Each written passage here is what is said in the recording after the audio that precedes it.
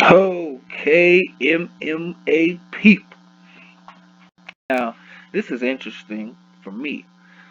The UFC is seeming to develop sort of the NBA player mentality as far as the contract negotiations go. That's what I'm particularly seeing myself. It seems like they're starting to have more independent leadership and responsibility and ability in the decisions that they make as far as contractual agreements go. Now, obviously, this is nothing new as far as the disputes between fighters wanting to get paid and the UFC not wanting to pay them what the fighters want to be paid. This is not something new, okay? This has been going back from the Tito Ortiz days, and probably even before that. But I know as far back as Tito Ortiz complained about the pay, and that's a long time ago, over 20 years. So I find it interesting, and this is somewhat of a theory. Could John Jones and Francis, be working together to get paid? Whoa, that's something to think about. And I think if this is happening, more fighters will start to do this in the future. Chael Sonnen says there needs to be a new policy put in. Chael Sonnen, aka Dana White's personal talking head. Okay? He said there needs, excuse me, that there needs to be a new policy put into place basically to prevent fighters from being able to pick and choose when and who they fight, including champions. Have a schedule set up. That's an interesting take. However, Chael, who is a former fighter, has a lot of opinions that go against fighters a lot of the time. It it's actually shocking to me to a degree because I also know what he's getting paid to do. You know, Daniel Cormier, he takes the stance of the company a lot of times as well, but he also knows that hey, he knows that he's still viewed as a fighter because he's so closely removed from the sport and so much recently removed from the sport that he's still viewed in that light and still has respect from a lot of these fighters, as opposed to Chael being out of the game for a lot longer. Even though he did fight Fedor not too long ago, but you understand what I'm saying. So Chael goes on the rant about the policy that needs to be in place. Meanwhile, Francis Ngannou and John Jones appear to be collaborating. Like, yo, we both want to fight each other. Okay? I want to fight you, you want to fight me. But let's make as much money off this fight as we possibly can.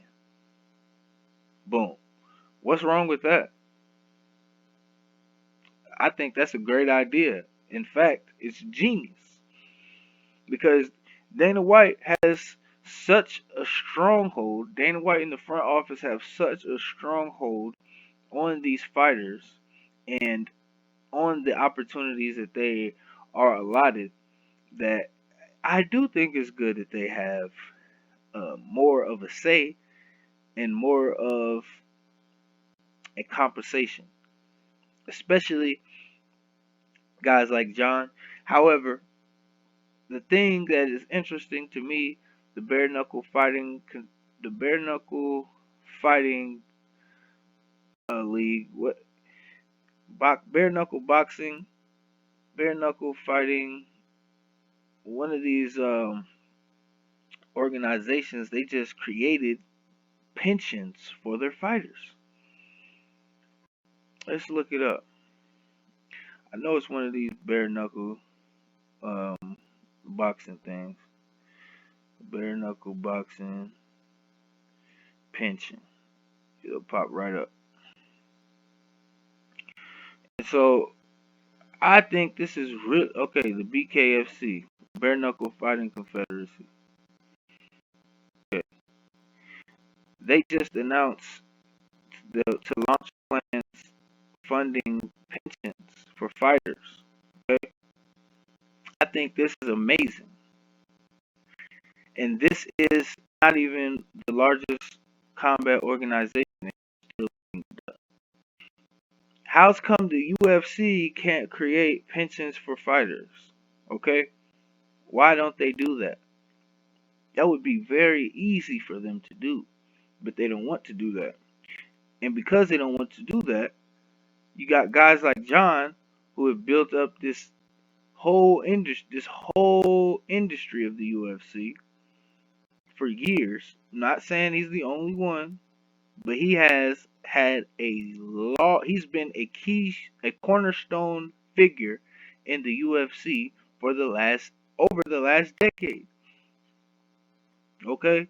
He's been a cornerstone for the UFC for over the last decade, for the past decade and some.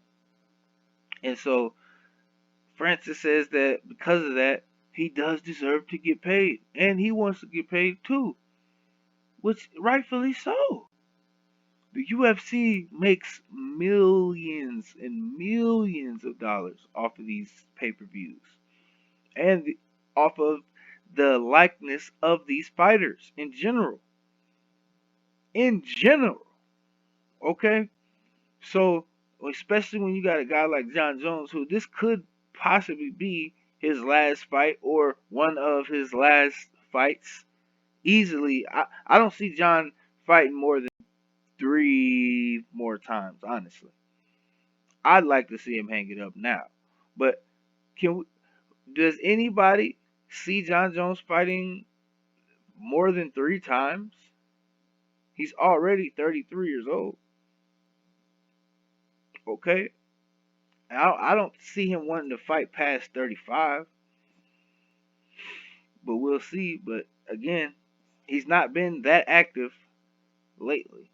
So he did come off of a very active 2018, 2019, but then that whole 2020 was kind of just waiting around, moving up, gaining weight, getting ready to what we think is take on Francis Ngannou.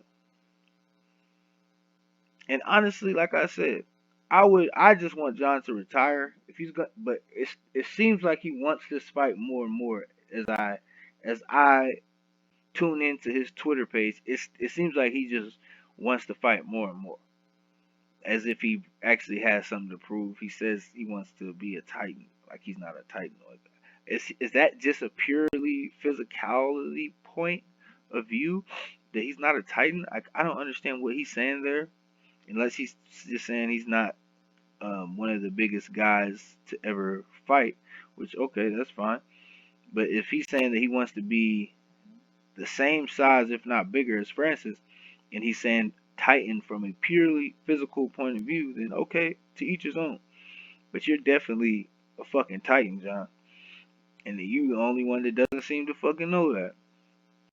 But I want to know what you guys think. If you guys think that it's good to give these fighters more of a say and a little bit more uh power in negotiations, more leverage, I should say. I like the word leverage better in this case. Is it good for the fighters to have more leverage in the negotiations, or should that just be something that is like a schedule that you say, okay, these are the dates for this year that I'm supposed to fight, and I have to be ready. Boom. Like how do you guys think? Let me know what you think in the comments.